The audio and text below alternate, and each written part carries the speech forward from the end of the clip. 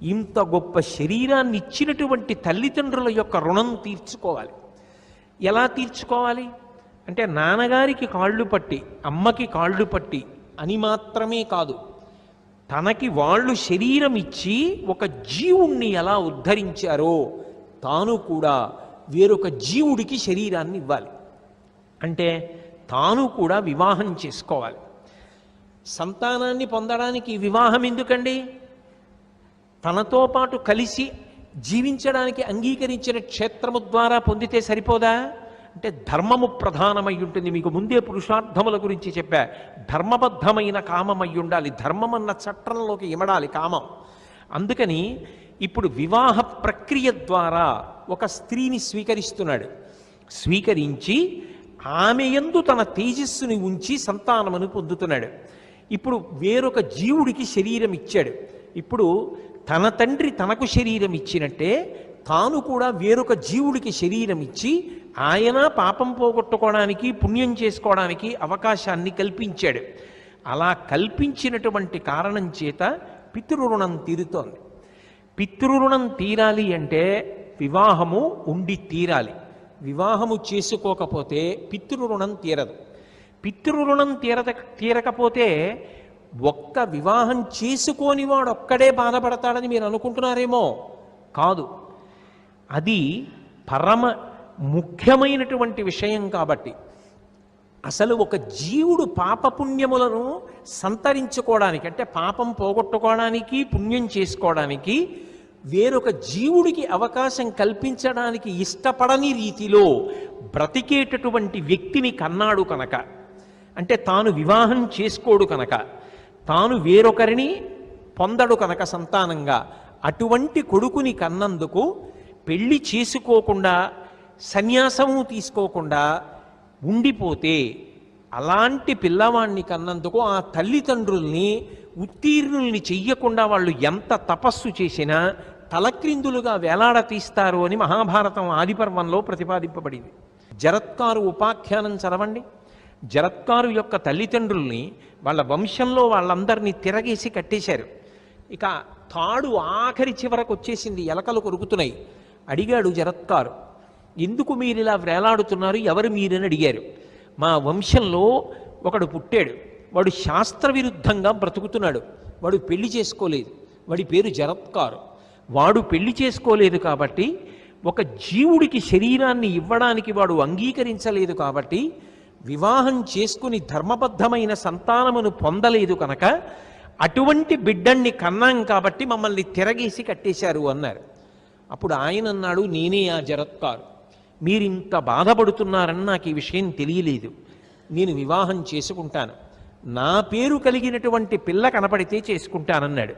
అప్పుడు మహానుభావుడు వాసుకి తన చెల్లెలైన జరత్కారుని తీసుకొచ్చి వివాహం చేశాడు అని జరత్కారోపాఖ్యానం ఆదిపర్వంలో మీకు కనపడుతుంది. భారతం పంచమ వేదం. అంటే వివాహ ప్రక్రియలో తాను సంతానమును పొందితే తప్ప పితృరుణం నుంచి విముక్తి కాడు. 2, అలా సంతానాన్ని కొడుకు పొందకుండా సన్యాసాశ్రమ స్వీకారము చెయ్యకుండా పెళ్ళి చేసుకోకుండా బ్రహ్మచర్యంలో ఉండిపోతే అటువంటి వాణ్ణి కన్న తల్లిదండ్రులు కూడా ఉత్తమ లోకములో పొందరు అని భారతం ప్రతిపాదన చేస్తోంది. కాబట్టి వివాహం అనేటటువంటి దానికి ఎంత ప్రశస్తి ఉందో, వివాహం అనేటటువంటి సంస్కారము ఎంత ప్రధానమైన సంస్కారమో మనకు అర్థమవుతుంది. పితృరుణం తీర్చుకోవాలి అంటే వివాహం చేసుకుని తీరాలి. ఋషులు నిస్వార్థంగా మనకి వాంగ్మయాన్ని ఇచ్చారు. ఋషి రుణం తీర్చుకోవాలి అంటే బ్రహ్మచర్యాశ్రమంలో వేదాధ్యయనం చేస్తాడు. లేదు, శ్రీరామాయణం వేదోపబృంహణం, మహాభారతం పంచమ వేదం. శ్రీరామాయణం తెచ్చుకొని ప్రతిరోజు రామాయణం చదవాలి, ప్రతిరోజు భారతం చదవాలి, ప్రతిరోజు భాగవతం చదవాలి. వేదం చదవకపోతే కనీసంలో కనీసం వేదతుల్యమైనటువంటి వాంగ్మయాన్ని చదవాలి. అలా చదవాలి అంటే తను చదువుతూ కూర్చుంటే తనకి వండి పెట్టేది ఎవరు? ఎవరన్నం పచనం చేసి పెడతారు? ఎవరు తన బిడ్డల్ని పెంచి పెద్ద చేస్తారు? ఎవరు వాళ్ళకి స్నానం చేయిస్తారు? ఎవరు బట్టలేస్తారు? ఆమె లేనినాడు అది ఇల్లే కాదు. గృహిణీ గృహముచ్యతే. ఇల్లంటే ఇటకలతో కట్టినది కాదు. ఇంట్లో ఇల్లాలు లేకపోతే అసలు ఆ ఇంటికి ఇల్లన్న మాటే లేదు.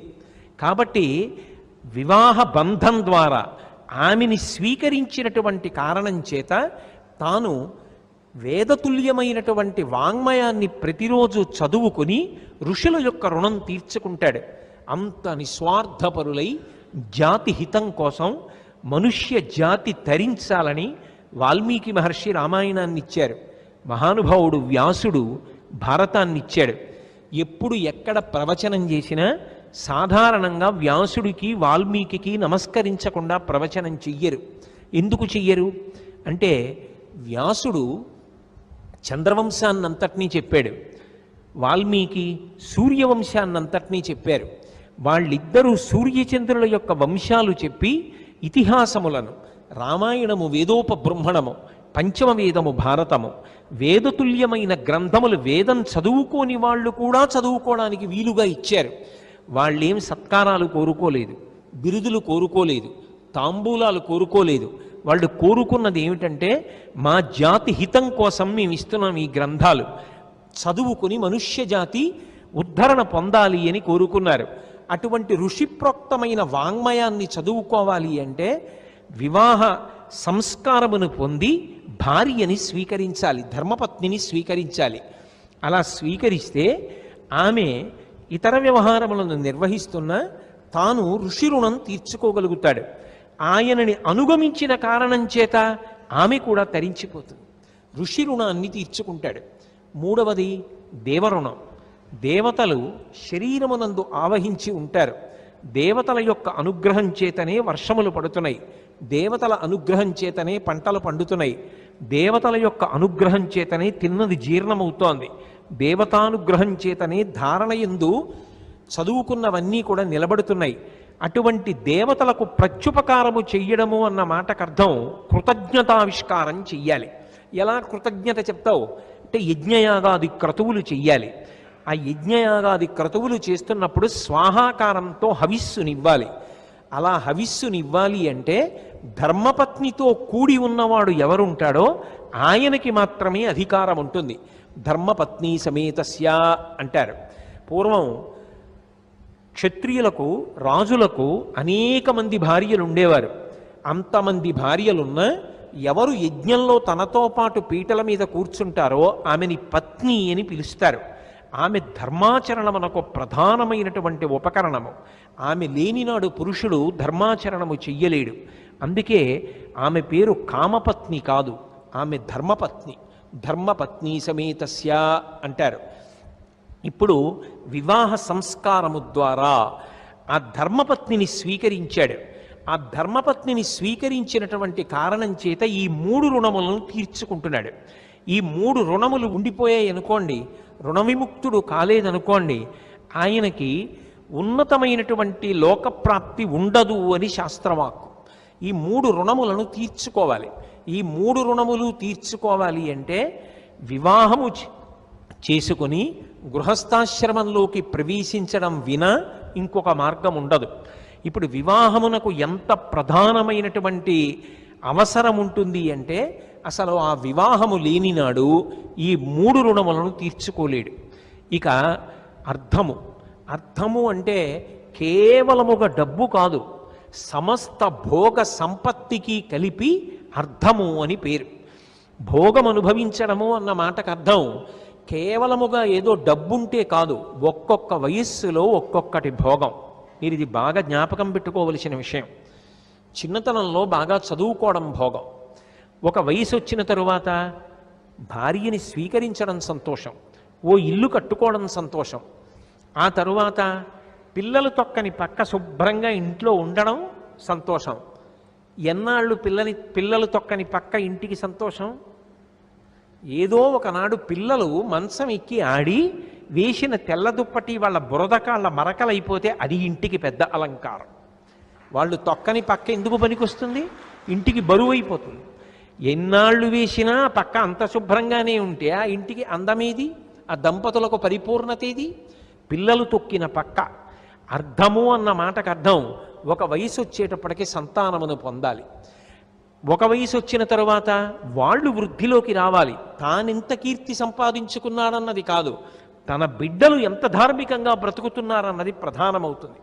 ఇంకొక వయసు వచ్చిన తరువాత తన కొడుకు భుజం మీద చెయ్యేసుకుని తాను నడుస్తున్నాడు, నా కొడుకు ఎప్పుడూ నాకు ఆసరాగా నిలబడతాడు, అది సంతోషం. ప్రాణోత్క్రమణం అవుతుంటే కొడుకు ఒళ్ళో తలపెట్టుకుని ప్రాణం విడిచిపెట్టడం భోగం.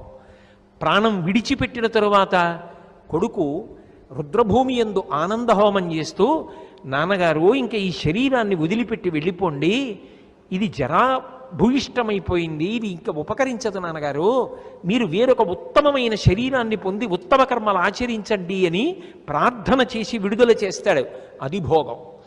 ఒక్కొక్క వయస్సులో ఒక్కొక్క భోగం. అన్నిటికన్నా ప్రధానమైనటువంటి భోగోపకరణం ఇది సంతానం.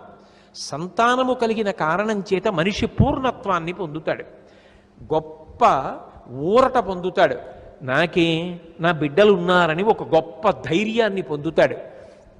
అటువంటి సంతానమును పొందడం అంటే పురుషుడు ఎవరో ఒక స్త్రీ ద్వారా పొందడం కాదు, అటువైపు నుంచి ఇటువైపుకి అంతే. ఎలా పొందాలి అంటే ధర్మబద్ధంగా పొందాలి. ధర్మబద్ధంగా పొందాలి అంటే స్త్రీ పురుషుల మధ్య వివాహ సంస్కారం ఏర్పడాలి. వివాహ సంస్కారము ద్వారా వారిద్దరూ దంపతులు కావాలి. ఇప్పుడు ధర్మబద్ధమైనటువంటి పత్ని, ధర్మపత్ని, ఆమె రాశీభూతమైనటువంటి ధర్మస్వరూపం.